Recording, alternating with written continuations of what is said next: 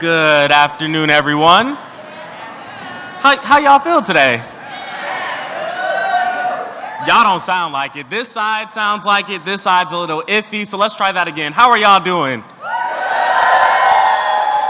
All right, we still gonna work on it a little bit. But good afternoon and welcome to the 29th annual Dr. Martin Luther King Jr. Convocation. We are very excited to have students, staff, faculty, alumni, community members, and special guests in joining us for our annual celebration.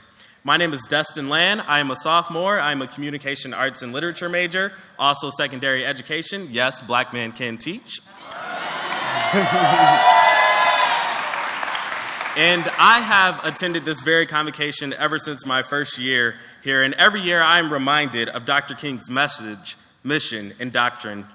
I am refilled and re-energized in my journey to ensure justice prevails. We are pleased to welcome some amazing guests to campus today and look forward to hearing from them.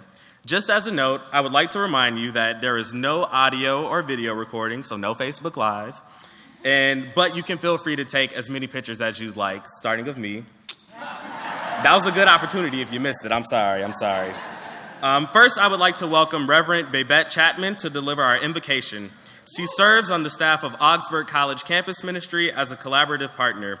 A member of Redeemer Lutheran Church in Minneapolis, she co-chairs the mission table on the Minneapolis area. Under her direction, Redeemer Center's housing program has developed into a highly effective and well-regarded model for resident empowerment and community building. She is an asset to our community. Please help me welcome Reverend Babette Chapman.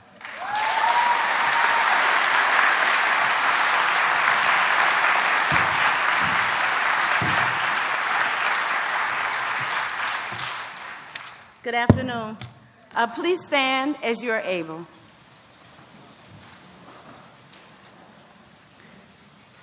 And let us welcome the divine as we come into our knowledge. Let us pray. God of all creation, in your divine providence and wisdom, you have called us to be living witnesses to your truth, love, and justice. Today we honor and give thanks for the Reverend Dr. Martin Luther King Jr.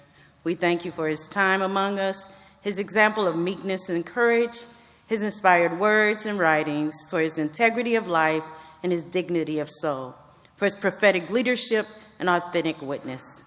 Give us the same courage to live by what we profess and believe and live out what we have been taught. The strength to carry on the work of peace and justice, for courage to be nonviolent, come what may, for blessings on the movements for civil rights, justice, and peace, for healing for the oppressed and the oppressors, and for the coming of God's reign of peace, love, and nonviolence here and now. We thank you for Dr. Nakima Levy-Pound's words today as she shares with us the renewing Dr. King's call for social justice, equity, and the inclusion in the age of demagoguery. In the words of Dr. King, keep us, we pray, in perfect peace. Help us to walk together, pray together, sing together, and live together until that day when all God's children, black and white, red, brown, and yellow, will rejoice in one common band of humanity in the reign of God and our Lord.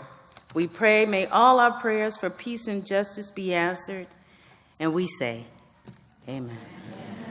You may be seated.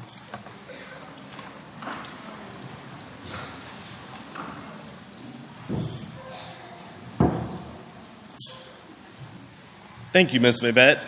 I'd now like to welcome Augsburg College President Paul Pribenow. Since joining Augsburg in 2006, President Pribenow has enhanced the college roles as an active community partner in its urban setting. By identifying and embracing initiatives that mutually benefit Augsburg and its neighbor, the college has achieved national recognition for its excellence in service learning and experimental education, not to mention his impeccable taste in bow ties. He has pink, yellow, all of them. Help me welcome my president, President Pribenow.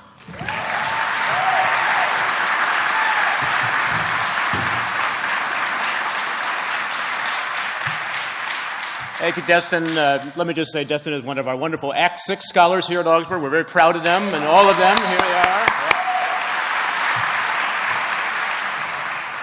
So it is a wonderful pleasure to join in welcoming all of you to Augsburg for this 29th annual Martin Luther King Jr. Convocation. Always a remarkable event as we bring together our faculty, staff, and students together with our neighbors and members of the community who join us to be inspired, to be challenged, to explore the ways in which we can continue to live out Dr. King's vision for our lives together.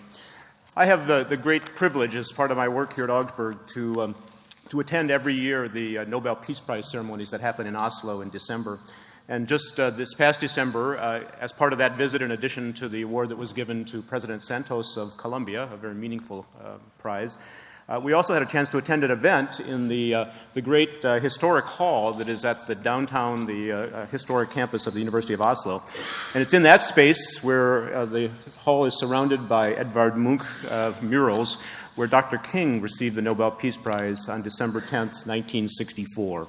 So I thought it was appropriate to go back to his acceptance speech for that award some 52 years ago and to think about, in fact, how those words continue to inspire us today. So just a few of those important sentences.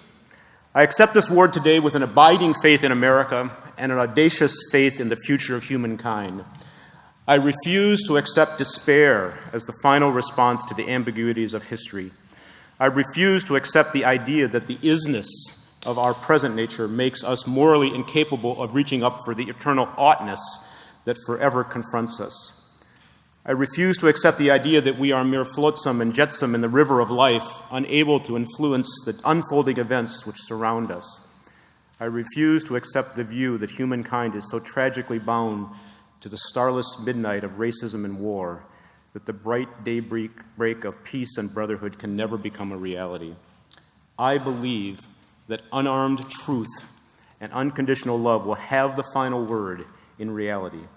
This is why right temporarily defeated is stronger than evil triumphant. I have the audacity to believe that people everywhere can have 3 meals a day for their bodies, education and culture for their minds, and dignity, equality, and freedom for their spirits. This faith can give us courage to face the uncertainties of the future. And it's this faith that empowers us, that inspires us, that challenges us still as this community doubles down on our commitments to hospitality, to justice, and to equity. It's wonderful to have you here today. We look forward to our wonderful distinguished speaker and guests, and I know we will all be inspired and challenged to leave from here and get about the work of building our democracy, making it even stronger. Thank you.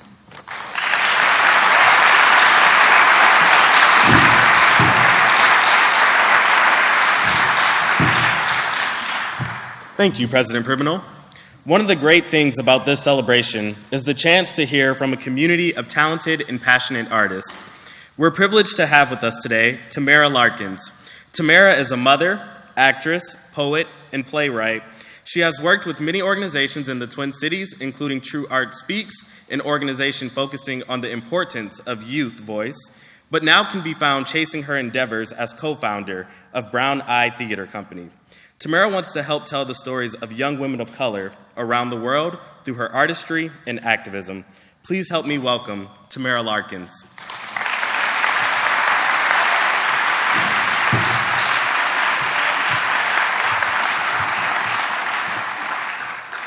Ain't gonna let nobody turn me around, ain't gonna turn me around, ain't gonna turn me around, ain't gonna let nobody turn me around. I'm gonna keep on walking, keep on talking, marching up to freedom day. I just wanted to put that out there because I think we need that around these times. This is To Fly with Clipped Wings. You came wide-winged, wide-eyed beauty. You came gracefully worn. You carry life on the radius of your sun with the ease of a whisper, you avatar. You airbender of western winds. You left grit. You left mangled up mud, lowest of low, all black and silent, to lay down life, to nurture up life, only to be forgotten. To fly with clipped wings, to be beautifully outcasted, to give a village its song and be told you can't sing it, little black bird, I too know why you sing, majestically complex. Wings stretched out wide for all to see, for frantic falling, for dark seas. See, they took shares through your primaries and didn't even bother to close the wound. Found this tall tree, this really tall tree, all crooked, all lifeless, and sat you there. Feathers all ruffled and mangled, thin twigs and plastic bag torn at beak, your chirp a little wheezy. You fought like hell through those scarecrows for the bit of bitter berries you do got for you. You still got rainbow, still got sun, still got music, still got beat, heart, something they forgot, and damn can it sing. And for that they will call you queen. They will throw the grandest ball, place you head of the table, only to drink all your wine, only to iron cast your bone, flamboyantly flaunt your feathers, only to blackball your birthright, then declare what a pity it is to fly. They sat you there, little blackbird, and told you to smile. But little blackbirds don't smile. So when they adjust vertebrae in backhanded imitation, when they burn ashes in your heartbeats, when they lackluster your beauty and crown you victim, you smash that crown. Wrap the patterns of your mother's songs around your broken wings and you dance until it rains, little blackbird. Because little blackbirds don't smile, they weep.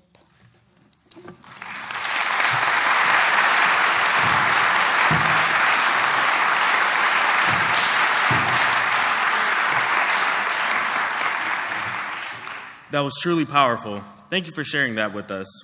I would now like to invite someone who I wish I could shop in their closet. He is the director of the Pan-African Center, the advisor of the Pan-African Student Union and also Brotherhood of Successful Scholars, and the chair of the MLK Convocation, Muhammad Salam.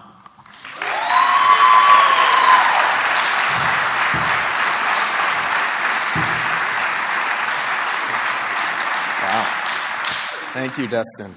I don't have anything to say about that. You're welcome to shop in my closet, although the pants might be a little short on you, as it's obvious that I'm a small person. How is everyone doing today? It's wonderful to see all of your wonderful faces. I'm incredibly excited to be here. This is always an incredibly exciting event for us, all of us here at Augsburg. And I think as the years go by, I think I echo what Dr. Pribana has suggested, that year after year we're sort of re-energized. And at this point now, being the 11th time that I've experienced the MLK Convocation, I can say that I've been a part of a third of all the convocations, MLK convocations that have taken place here. That's a long time. I don't feel old. I feel pretty young. But 11 years in some ways is quite a long time. So on behalf of our committee, the MLK Convocation Committee, I'd like to welcome you all here today, again, the 29th Annual MLK Convocation. A special welcome to our guests from across our community, across the Twin Cities, and those from across the state. Thank you all for being here today to engage in this sort of critical reflection and to celebrate the life and legacy of Dr. King with the help of our honored guest, Dr. Nekima Levy-Pounce. During our time here, and certainly during the years that I've had the opportunity to serve on this committee, we've worked as a community to celebrate Dr. King through artistic expression and performance, which in a lot of ways is incredibly well represented by Tamara's presentation. It was fabulous. Thank you so much for that. However, beyond a celebration of King's life, our program has typically featured moments of critical reflection, emerging from the lessons we've learned from the legacy, from his legacy, and from that of the broader civil rights era of the 1960s. In the nearly 3 decades Augsburg's hosted this event, the MLK Convocation has featured civil rights leaders and scholars from across this country, working together with members of our community and community organizations, local artists, and Augsburg students to examine issues affecting communities of color in the Twin Cities and beyond. In 2015, the MLK Convocation emphasized the experiences of youth by bringing together our Students for Racial Justice organization and a local chapter of Dare to Be Real, an anti-racism training program in the area. Last year, we hosted the internationally acclaimed hip-hop artist, activist, and author, Chuck D. from Public Enemy, with the help of Reyes, who is here joining us. Good to see you again, Reyes. During his presentation, Chuck stressed the importance of engaging the local, particularly concerning the arts, and supporting the work of artists themselves. though he also reminded that communities must search for answers to the social and political problems that plague this country by focusing on issues that affect us most and addressing them at the most local level. Today's program builds on some of this work while also featuring performances from two wonderfully gifted Twin Cities-based spoken word artists. So this is the transition. This is where it gets a little more serious. Over the last year, I found myself reflecting a great deal more than usual on my experiences when I was an undergraduate student. I think lots of educators do this. We often think about our own experiences as we work to support our students' academic and social development. However, when I consider my experience attending college in the early 2000s, I can't help but remember the similarly contentious political environment that we've experienced as of late. The recount of the general election in 2000, the first election I had the opportunity to participate in, it was an unusual election to participate in for the first time, led to a Supreme Court decision that made George W. Bush president. As problematic as that at that time in our recent past was, the audacious terrorist attacks that took place that following September quickly overshadowed those events. As an American-born Muslim of Egyptian origin, the consequences of those horrific attacks were far-reaching and life-altering for me and people from the community from which I come. In the days after those attacks, reports on the identities of the perpetrators helped to reignite our pre-existing fears of immigrants from unfriendly parts of the world and from among us here in the United States. In the weeks and months after 9/11, our lawmakers, Democrat and Republican alike, nonpartisan, or I should say bipartisan effort, paved the way through legislative action for law enforcement to legally surveil and indefinitely detain thousands of Americans who look a lot like some of us sitting in this room. The fear of Middle Easterners and Muslims helped make it possible for the overwhelming majority of Americans to support this uneven and heavy-handed approach, all in the name of safety and security. Today, prevailing xenophobic and nativist rhetoric in our country has led many Americans to embrace a similar fear of immigrants from Latin America, refugees from the Middle East, and black and brown youth from all across this great land. Instead of disrupting the forces of economic and social inequality that divide this nation, sadly, many Americans have found comfort and solace in the rhetorics of hate and bigotry. The troubling events of recent years are a stark reminder that the challenge of making this country more just are perhaps further from being our reality than we previously thought. The vulnerable among us are far too often the most victimized by the narratives of exclusion and demagoguery. It is in this regard that I ask we use this convocation, this particular occasion, to renew our commitment to the principles of social justice and to stand opposed to racial, ethnic, and social inequality, both in the spirit of Dr. King and civil rights defenders everywhere, but also in response to the events and experiences that most affect our lives today.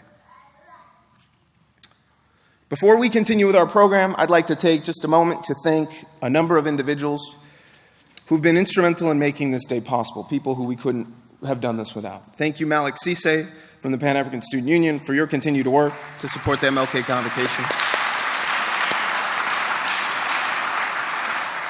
and for continuing to include us in your wonderfully wide network of artists across the Twin Cities. We're very thankful of that. Thank you, Destin, for serving as our MC and for complimenting my attire. Really appreciate that. It's good for the self-confidence.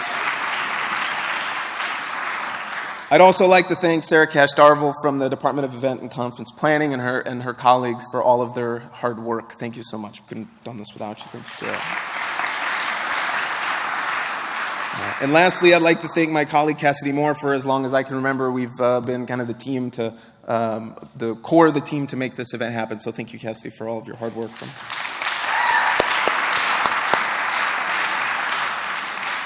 I couldn't be happier to work with you all of our colleagues, and to be a part of this wonderful occasion yet again. So please enjoy, reflect, engage, and go out and do something wonderful today, beyond this event. Thank you so much.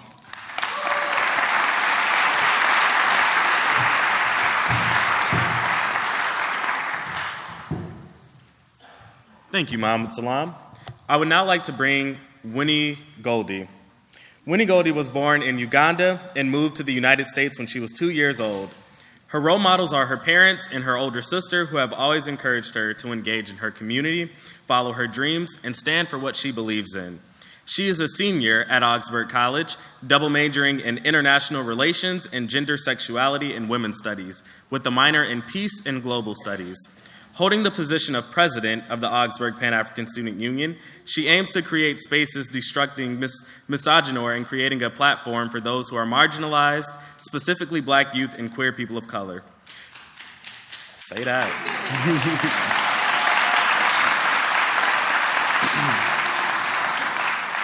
Winnie maintains a full-time job off campus, a part-time work study position, and attends school full-time. She is a lead fellow working towards creating her own online magazine, a Princeton and Africa Fellowship finalist, a Peace Scholar, and a former Minnesota Historical Society Museum Fellow.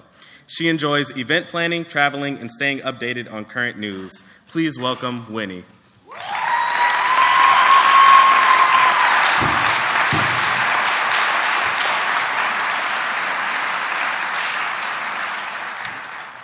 Thank you, Dustin. I appreciate you. All right. So, Nikema Levy-Pounds is a civil rights attorney, freedom fighter, legal scholar, blogger, and nationally recognized expert on issues at the intersections of race, public policy, economic justice, public education, juvenile justice, and the criminal justice system. She is the author of several articles and essays focused on racial justice, poverty, incarceration, and the war on drugs. Her work has been featured in the Associated Press, The Crisis Magazine, Huffington Post, and Star Tribune. She has appeared on CNN, PBS, Al Jazeera America, News One, and HuffPost Live. Currently, she is co-owner and co-founder of Black Pearl LLC, a multifaceted company that provides business consulting, talent management, and media management services. In 2016, she received the Distinguished Service Award from the State of Minnesota Governor's Council on the MLK Day celebration. In 2015, she was named one of 40 under 40 by Minneapolis-St. Paul Business Journal. In 2014, she was named a Minnesota Attorney of the Year by Minnesota Lawyer and recognized as one of 50 under 50 most influential law professors of color in the country by Lawyers of Color magazine. She formerly served as law professor at the University of St. Thomas Law School for 13 years, as president of the Minneapolis NAACP, and as an advisor to Black Lives Matter Minneapolis. Most recently, she announced her candidacy for mayor of the city of Minneapolis.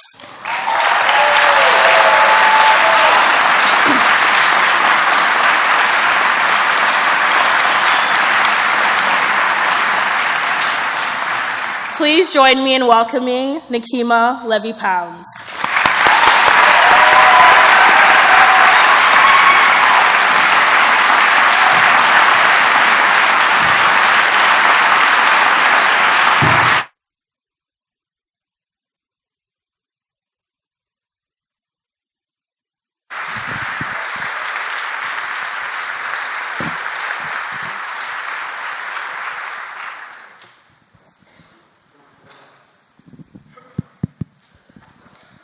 Thank you all so much, but that's a lot of pressure.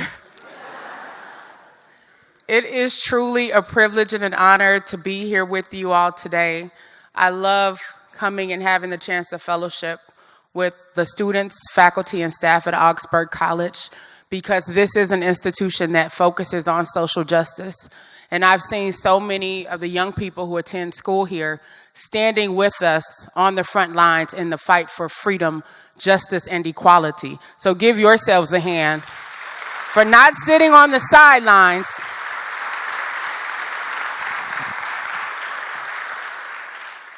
So we're here today to celebrate the life, legacy, and contributions of the Reverend Dr. Martin Luther King Jr. So often, this time of year, many of us go out to events honoring the life of Dr. King, and we are left thinking about an icon who essentially sacrificed his life in the fight for freedom, justice, and equality. But as of late, I have gotten to the point where I'm starting to think about how Dr. King would feel about some of these celebrations. Because so often there's a focus on Dr. King's I Have a Dream speech and the fact that we should all come together across different racial, ethnic, and religious lines, which I agree with. But that's not all that Dr. King said.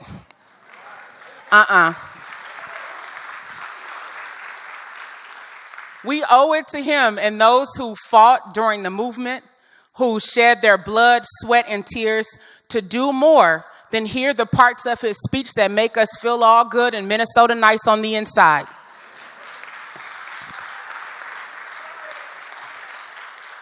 We must get to a point where we truly adopt the principles of nonviolent resistance to oppression and begin to stand up for real in the fight for freedom, justice, and equality. That's what it's going to take to truly honor Dr. King's legacy.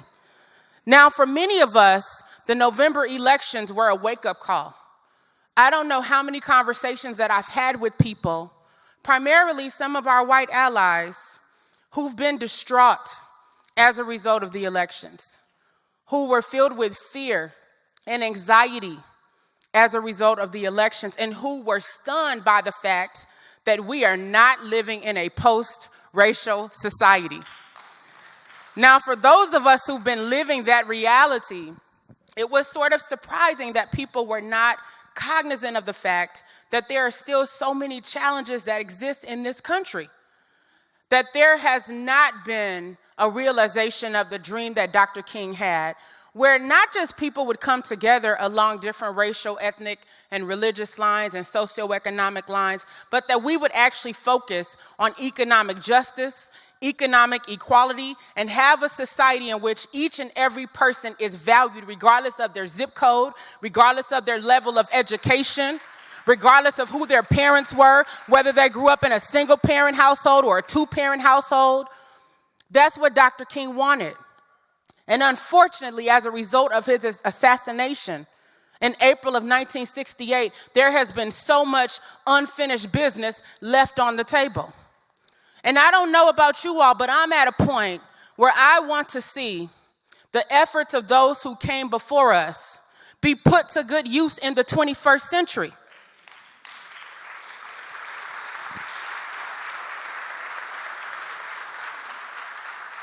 We cannot allow their legacy to be in vain. We simply cannot allow that on our watch. So in some ways, the November election results are somewhat of a blessing. Although it may feel like a curse, we can see the adversity as an opportunity to affect change on a greater level.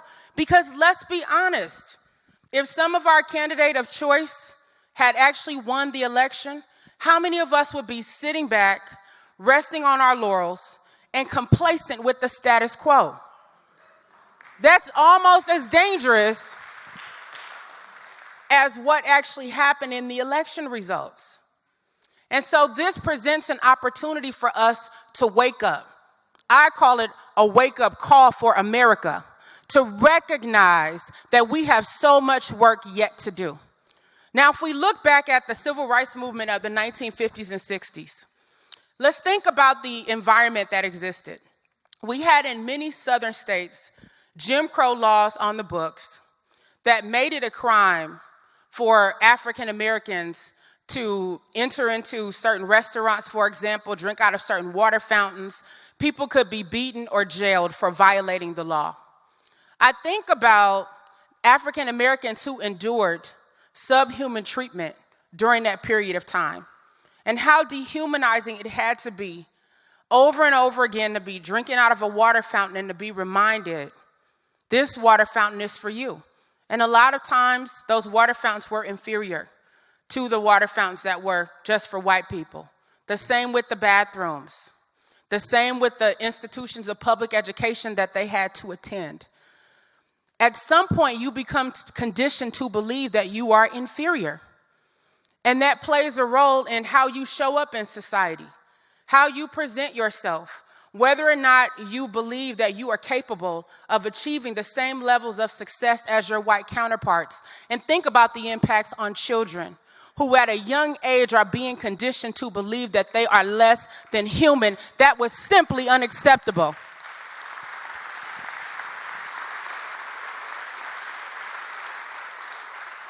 When you think about the conditions that black children and adults had to endure, also it's important to reflect upon the flip side. How many white people, some of whom call themselves Christians, would walk right up to the whites-only water fountain and take a drink and not even question whether or not they were living out the true principles of Christianity, which show that we are all made in the likeness and the image of God? How many of those folks went to whites-only bathrooms and were comfortable with being given that level of privilege? How many sat at whites-only lunch counters and ate their lunch and patronized businesses that only catered to white customers? We have to understand that that was the dichotomy that was in place in the 1950s and 60s. And from my perspective, it shows us just how many people in America were comfortable with the status quo, who were okay with laws and policies being put in place that oppressed their brothers and sisters who should have been treated equally under the law. But I thank God for someone by the name of Rosa Parks, who on December 1st of 1955 said enough is enough. And on a bus in Montgomery, Alabama, she refused to give up her seat to a white man. What we have to realize about that particular period of time was the fact that the front of the bus was reserved for whites, the back of the bus were reserved for coloreds or black people. Rosa Parks was not sitting in the section of the bus that was reserved for white people. She was sitting in the front seats that were reserved for African Americans, and yet still, she was being forced to give up her seat, just a little tiny bit of privilege that she had, the little bit of crumbs that she had been given. That wasn't even enough. She was told to give up her seat. And thankfully, on that fateful day, Rosa Parks said, enough is enough. Yes, I am a woman.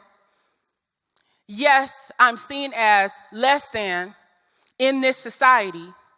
But what do I have? A voice? What do I have? The power to resist oppression? What do I have? The will to fight back? And I'm going to use that to stand up for my dignity and my sense of freedom. And that's exactly what happened. And the sad part about it is that Rosa Parks wound up being arrested after she refused to give up her seat. So a lot of times we see these wonderful pictures of a smiling, calm, cool, and collected Rosa, but what we don't look at is her mugshot. And the fact that the criminal justice system was used to oppress her as she fought for her basic civil and human rights.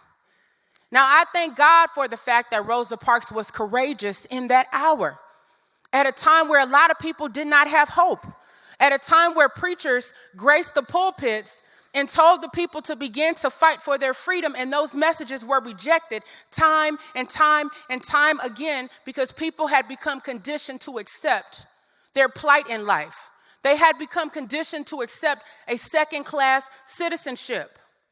But Rosa's act of fierce determination lit a fire in Montgomery, Alabama that spread across the nation, I would argue across the world.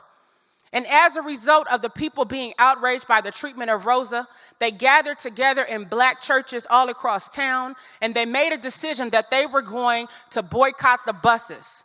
They said, if we're going to be treated like second-class citizens, we will not ride these buses anymore. We will not give our money to patronize institutions that disregard our humanity.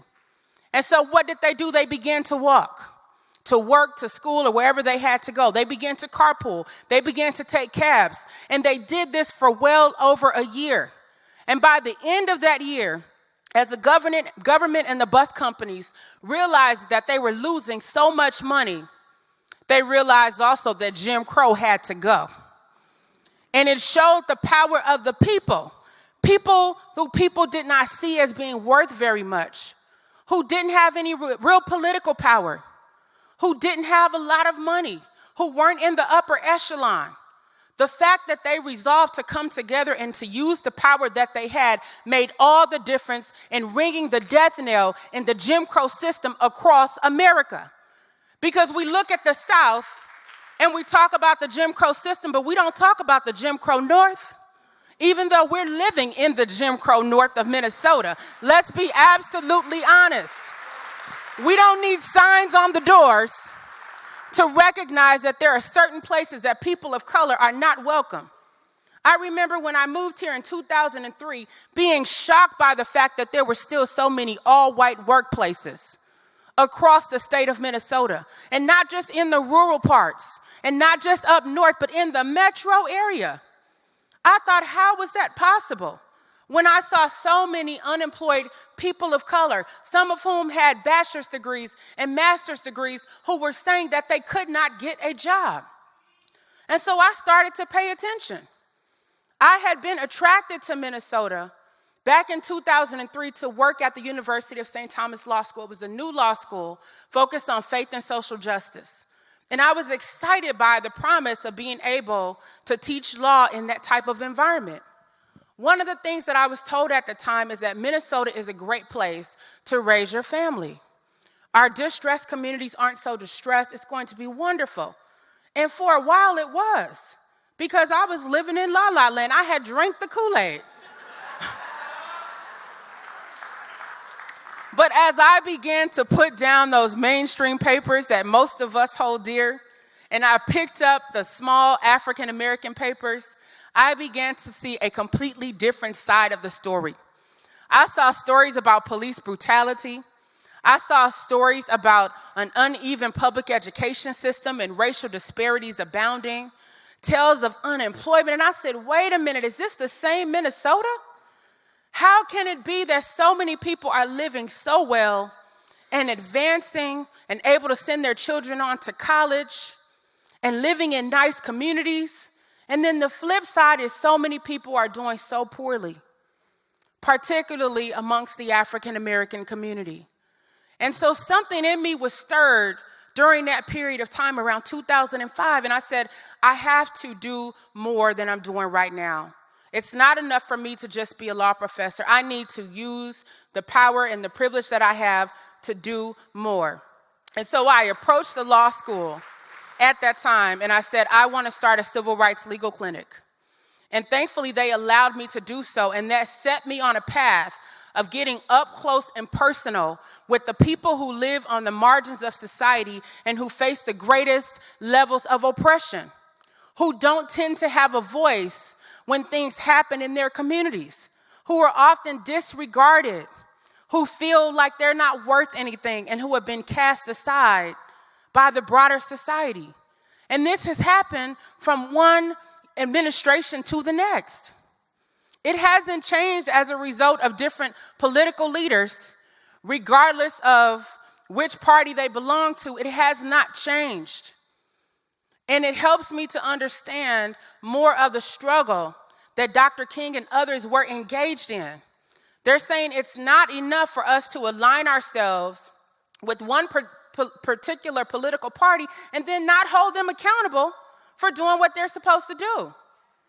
Back in the 50s and 60s, we had African Americans who had to demand to be seated by the Democratic Party. They said, we need for you to recognize our humanity and to stop perpetuating racism within this party. We've been loyal to this party. We've been faithful to this party. And we want to be treated with dignity under the law. And even as they approached governmental leaders, at times they were still treated with disrespect. But what inspires me is the fact that they continue to fight in the face of the oppression. When I look back at what happened during the 50s and 60s, what I saw were people who were willing to brave fire hoses.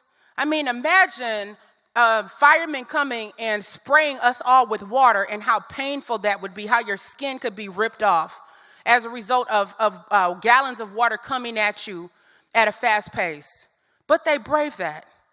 Imagine marching along for your rights and your dignity to be recognized and suddenly having police officers surround you. Police officers who had access to weapons, who had the power under the law to arrest you, and who had vicious police dogs who could bite you.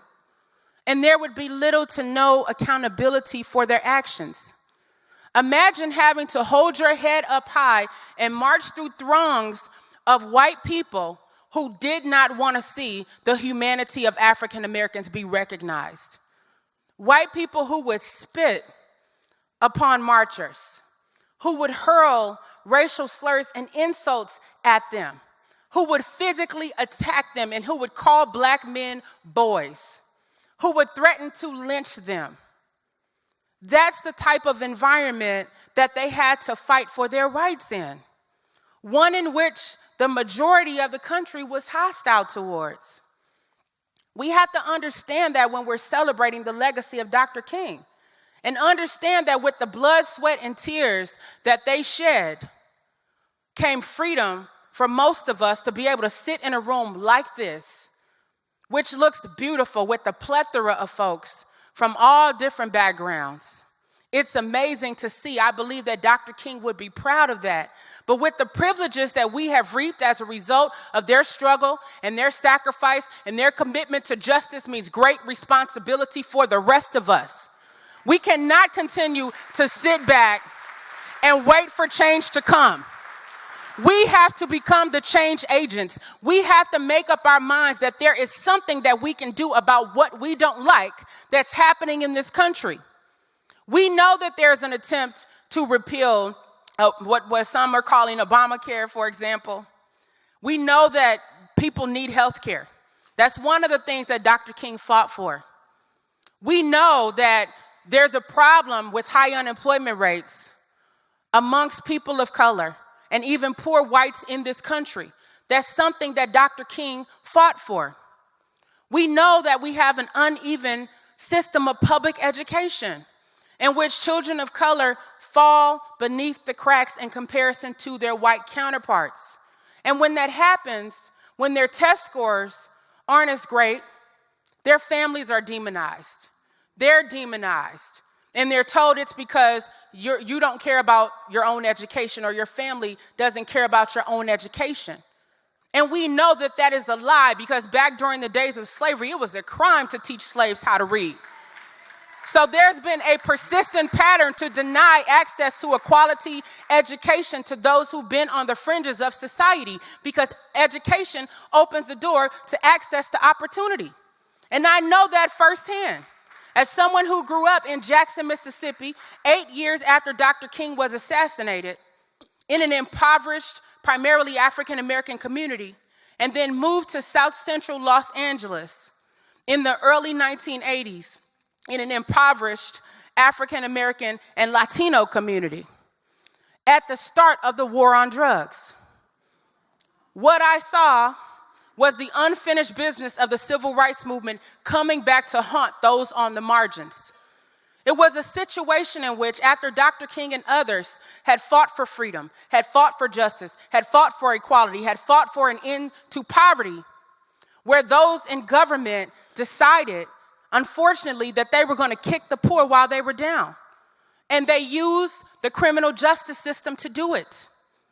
Now, we can look at the 1980s and think that that was the origin of how this all began. But in my research as a legal scholar, I had to go deeper than that. I remember back in 2006 preparing to travel to England to participate in a conference on slavery. And the title of my paper was The System of Mass Incarceration as a Form of Modern-Day Slavery for African American Men, Women, and Children. And as I was doing the research for my paper, I had to figure out, well, where did this all begin? How did we get to this behemoth of a system of mass incarceration, where we have a gross overrepresentation of people of color and people who are poor and people who've been on the margins? And my research led me back to the 13th Amendment of the U.S. Constitution, which some of you may have heard about recently through a documentary called 13th.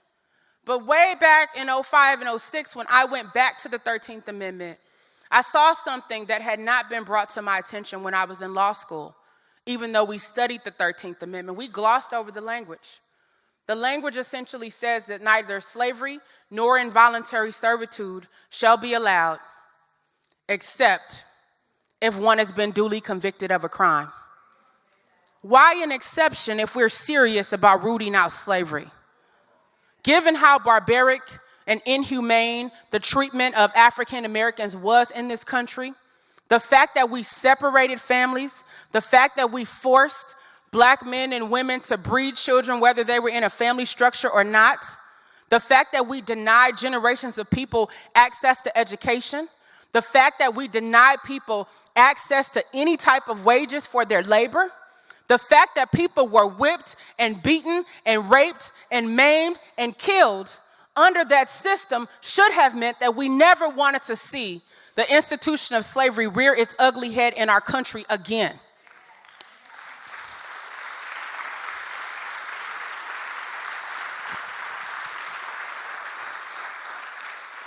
But instead, what did our government leaders do? They added an exception to the 13th Amendment that opened the door to slavery through the criminal justice system. And in many southern states, they changed their laws on the books to make standard behavior by Black men a crime. What we need to recognize is during slavery, the jails were mostly filled with poor white men. But after slavery ended, there was a complete reversal, where the majority of the jails in the South were filled with African American men. I've also seen pictures of African American women and African American boys behind bars long before there was a formal juvenile justice system. And so if Black men were hanging out late at night, that was a crime. Spitting on the sidewalk, a crime. Talking too loud, a crime. Unemployed, a crime. And these men would be scooped up by a white sheriff in most circumstances, brought into the criminal justice system, tried by an all-white jury, likely found guilty, and sentenced to 10, 20, or 30 years in prison. For many of these men, it was a death sentence. They had to perform back-breaking labor in sweltering heat and unsanitary conditions, and many of them died during their period of incarceration, never to see their families, friends, or communities again. And you know who profited off of this inmate labor? The state. The state. That's the origin of what we now call the prison industrial complex, where we have the states at times profiting from labor, where we have corporations and companies and universities trading stocks on Wall Street for prisons. It's completely unacceptable, but again, it has its roots in our system of slavery in this country. So think about the fact that people who were newly freed from that environment, many of them went into a whole other system and became conditioned once again to accept second-class citizenship and a lack of freedom. And think about the fact that although they were supposed to be free with the Emancipation Proclamation and the 13th Amendment being enacted, suddenly we have a Jim Crow system that takes the place of slavery as well. And I talked earlier about what that system entailed. I read articles about President John F. Kennedy receiving complaints about the fact that white business owners would not allow African Americans to patronize their stores. And he went and met with those business owners and he said, "Why won't you allow Black people to patronize your stores?" He said, "This is tearing our country apart." And their response was, if we allow Black people to come into our stores, then our white customers will not continue to patronize us and we're going to lose money and we're going to go out of business. So that lets you know that it's not just the attitudes of people in power and people who have wealth that can be problematic along racial lines. Sometimes it's the masses of people that go along with the system that allowed them to be privileged and benefited by what's happening. And that's a big part of the problem.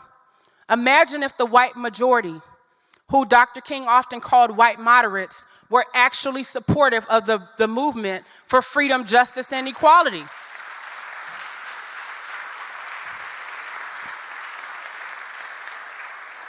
Now, I've been privileged to be a part of the unfolding movement that's happened recently with Black Lives Matter. And I've seen so many white allies on the front lines, some of whom have risked being arrested, some of whom have actually been arrested, some of whom have had to withdraw from Facebook and their friends and family members because of racist views coming to the surface. So there are some genuine white allies out there, and all I can do is say thank you for having a heart and a conscience and a mind to care about the plight of those who are facing oppression. But there are a lot of folks out there who Dr. King called out in his letter from a Birmingham jail, that famous letter that he wrote in response to 8 white clergymen who said to him, listen, you're stirring up the town's Negroes. You're causing problems. Everything is fine.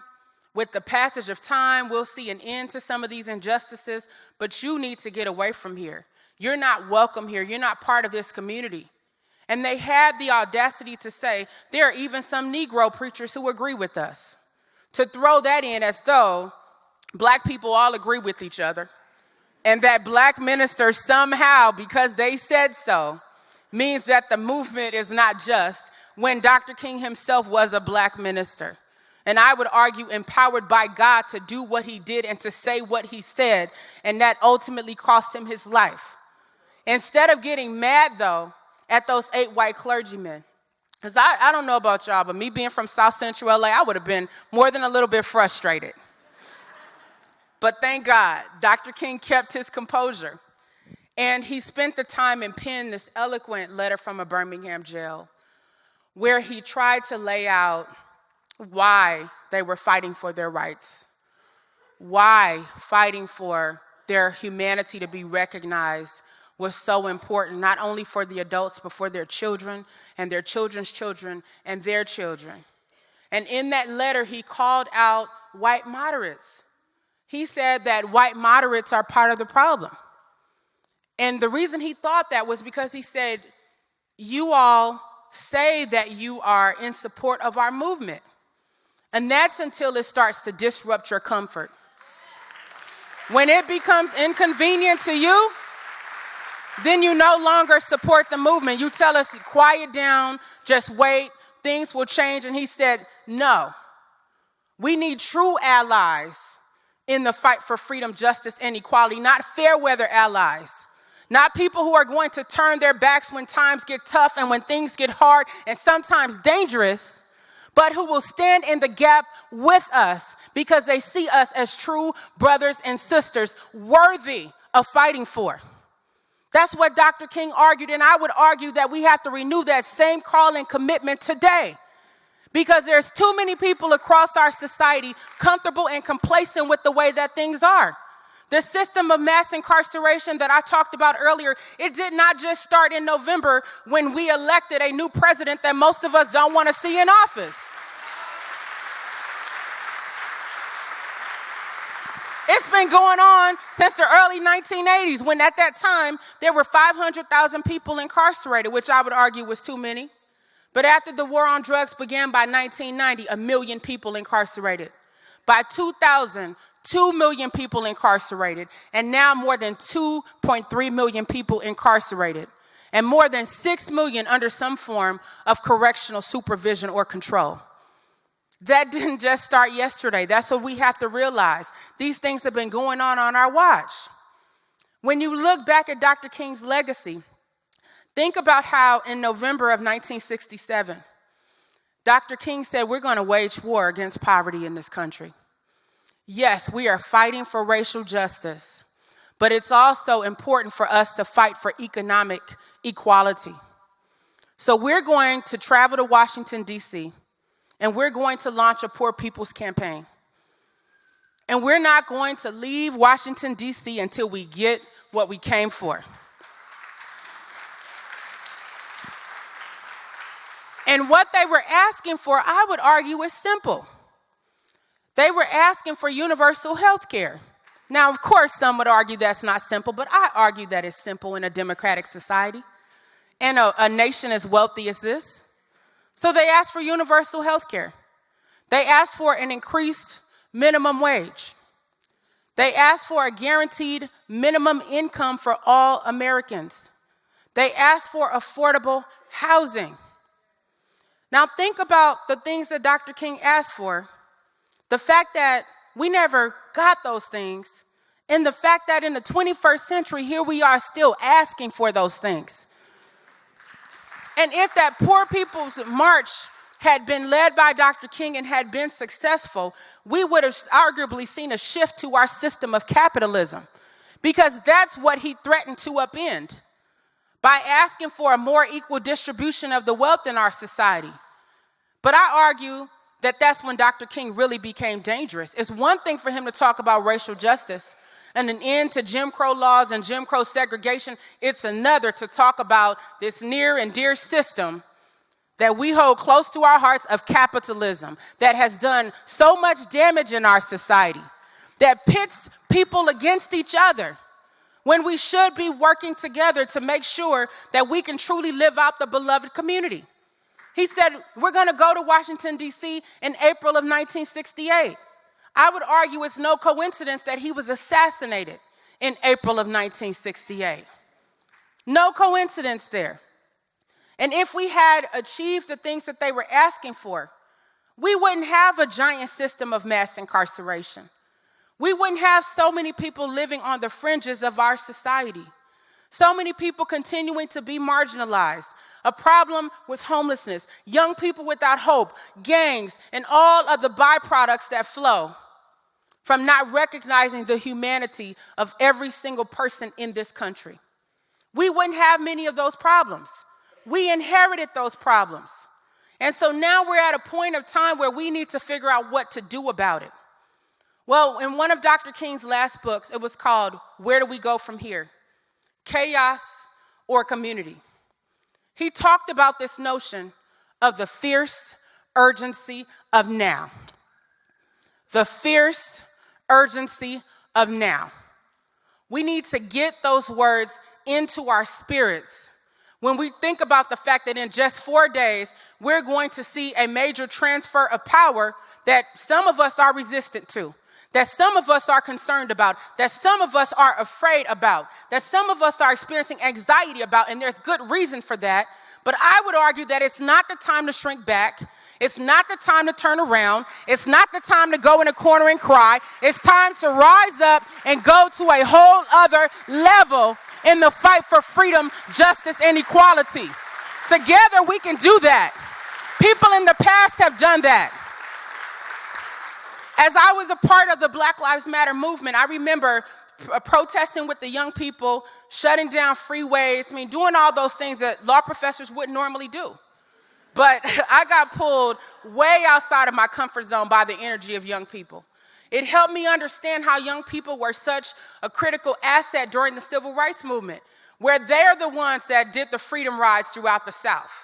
They came from the North on many occasions and from privileged environments, educational institutions, left school, got on buses, went to the South, knocked on the doors of poor Black folks and said, we're going to register you to vote.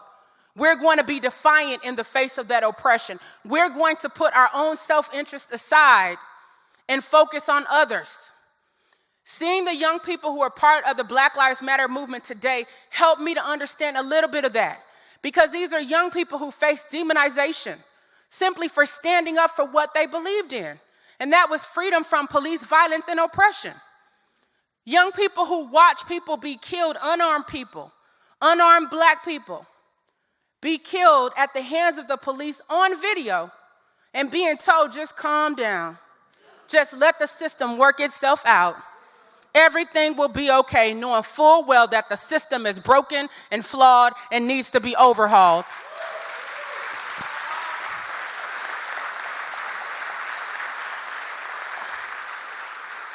And those young people did not accept that. So they said, what do we have? Well, we have social media. So they began to use that to get the word out. We had the ability to organize. We had the ability to advocate. And we have the ability, when all else fails, to shut stuff down.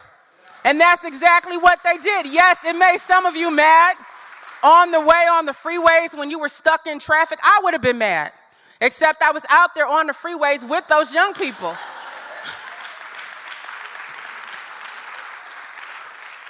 I understood that they were trying to get people's attention, to say you can't continue to treat police shootings as a peripheral issue. It's not just a peripheral issue. It's something that impacts all of us. When you can see someone being killed extrajudicially, it impacts all of us. That means that we're not going to get due process under the law. When you can have an officer be judge, juror, and executioner. What's the point of having a system of government when we allow agents of the state to kill people with impunity? It's not acceptable. And we can't keep appeasing our young people and telling them to simmer down when they're filled with frustration and rage and concern about what's happening today, but also the implications for the future. When the masses sit back and allow these types of things to happen, when they're complacent and comfortable and going about their lives, that says something about all of society. It says something about the condition that we are in as a people. And Dr. King came to stir something in us, to light a fire in us. And I would argue that we're due right now to have our fires lit. We're due right now.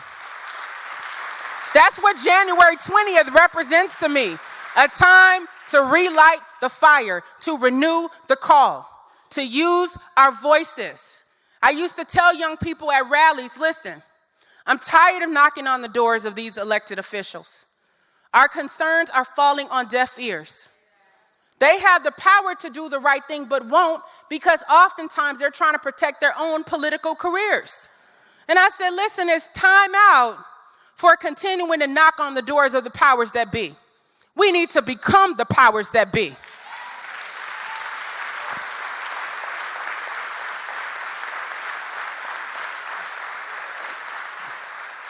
I just realized how serious I was looking because I do smile every now and then. But we need to become the powers that be because it's important for people like those of you in this room who care about justice, who care about humanity, to get into those seats of power and to do the right thing. It would change things instantly. Having folks who actually care and who are less worried about political longevity than making sure that they've used their time, talents, and resources to benefit all humanity. That's a gift that we have to participate in the political system, so we must use it wisely. We know that under this new administration, a lot of changes are going to happen that most of us are not comfortable with. Well, the first thing that I would recommend is that we pray, if you're a praying person, because it's going to take the power of God to shift some of the things that are already happening. For God to change hearts and minds of people who are power hungry and think that they don't have to be accountable to anyone. We need to show up at our local city halls. We need to show up at the legislature. And sometimes we need to show up on the doorstep of the White House or wherever we need to go and demand the justice that we want to see. And we need to do it with a sense of urgency. We need to pay attention if something is affecting our immigrant brothers and sisters. Just because some of us were born here doesn't mean we're not impacted when people are being treated like they're less than human.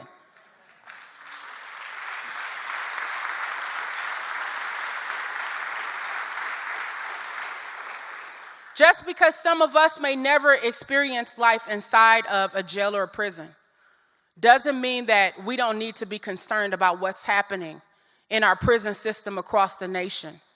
And the fact that it's the people that Dr. King would care about who are currently behind bars. Some of us may be able to go on and have wonderful jobs. We may have access to health care. That doesn't mean that we can afford to turn a blind eye to those who are suffering from health challenges and who don't know what they're going to do if they're facing a pre-existing condition. We need to be willing to get on the phone and call those that we elected and let them know what we want to see. We need to take cues from the young people during the 50s and 60s and show up in buses. We need to march, and some of us need to be willing to go to jail. Yes, I said it. I wouldn't ask you to do anything I haven't already done and that Dr. King didn't do dozens of times. We need to be willing to do that to show them that no matter how they try to divide us along racial, ethnic, sexual orientation, or religious lines, that we stand united as a people and we have a brotherhood that can never be broken.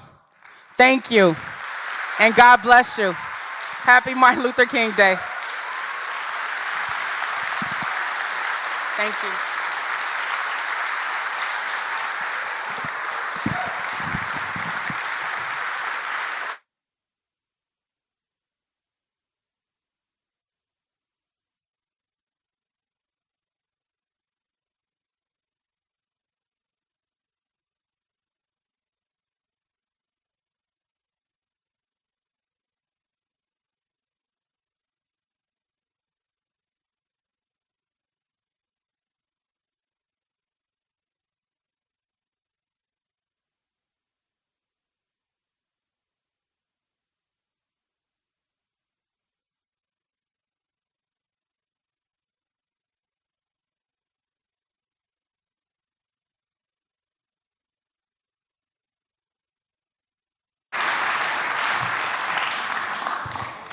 Wow.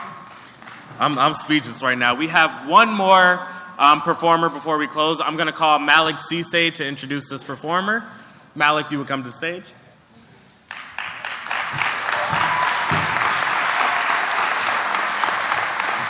Hey everyone. I'm pleased to welcome our final performer, Shavonda Brown. Shavonda is an international award-winning spoken word artist, actress, activist, and spirit-guided writer. Based in Minneapolis, she uses her knowledge of African and African-American spirituality, history, myths, and the Southern folklore of her upbringing to weave stories of new visions and liberation, shedding light on raw truths with a sharp social consciousness. So please help me welcome Shavonda Brown.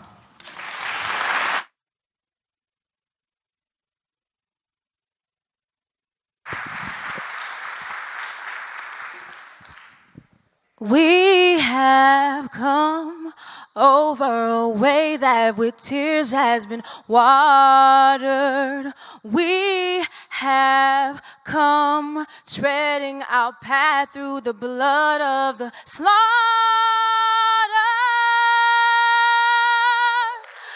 Out from the gloomy past, till now we stand at last, where the white gleam of our bright stars cast. I wish I could lift a mirror to your face that will reflect the beautiful strength of generations of Black scholars with perseverance carved into their faces. So intoxicated with the sense of change in the wind, they could taste it. The answer, my friend, is blowing. I wish I could tell you the stories of their hands that planted the seeds of hope and found the soil was hard. Released sighs of, oh my God, but never thought they couldn't tunnel through mountains. One day, I will write my own path to freedom, something she knew she could accomplish with a woman who would lead them. With publication, she made history. The first woman to do so in this country who looked like me, 1772, Phyllis Wheatley. And I wish this mirror could project the image of Ruby Bridges, 7 years old with the courage of a queen, integrating an all-white school alone. Education to her and her family were everything. And within your soul, I want to revive her heart. Within your spirit, give you the same strength to say, nothing can stop my determination. I was born by a river, thus with the same exuberance I flow.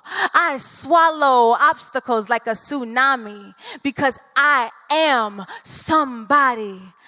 I walk into the university, a speck of pepper and a sea of salt, and I carry the courage of Ruby Bridges, Daisy Bates, and the Little Rock Nine, after the 9 who were divine, unified Black Greeks, all determined to shine. These my ancestors, and I'm determined to gain what they fought so hard for. It is within my right. and I will go beyond it, a degree higher within the university, within the universe in which my ancestors gained 33. Knowledge of self strengthens this fire within me. I wish I could carry you to ancient African civilizations. Mali, Timbuktu, Shanghai, Kush. I hope our future is as bright as our past looked. I wish I could carry you on my back, but I can't.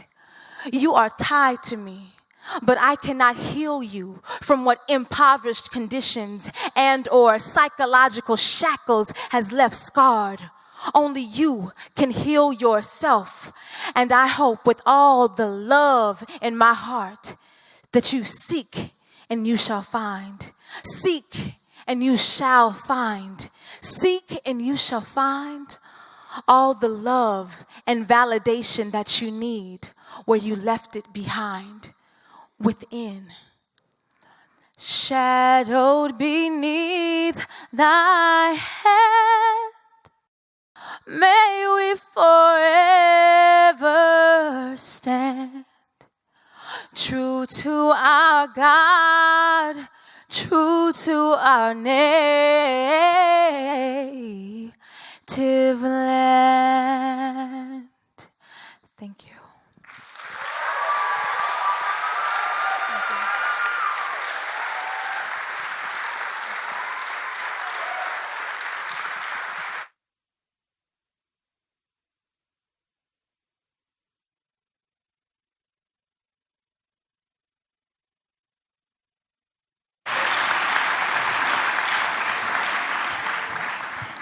She sang. She didn't sing, she sang. Some of y'all didn't catch it. There's a difference. There's a difference. All right, I would like to thank you all for coming and sharing your thoughts with our community. I'd also like to thank our partners on campus that helped make this day possible: the Office of the President, Event and Conference Planning, Aviance, Marketing and Communication, and the MLK Convocation Planning Committee. And thank you to all of you for coming out today to join us in reflection and celebration. Let's take the spirit of this day and use it to bring love and light to our neighbors, our friends, and our cities. Thank you for coming.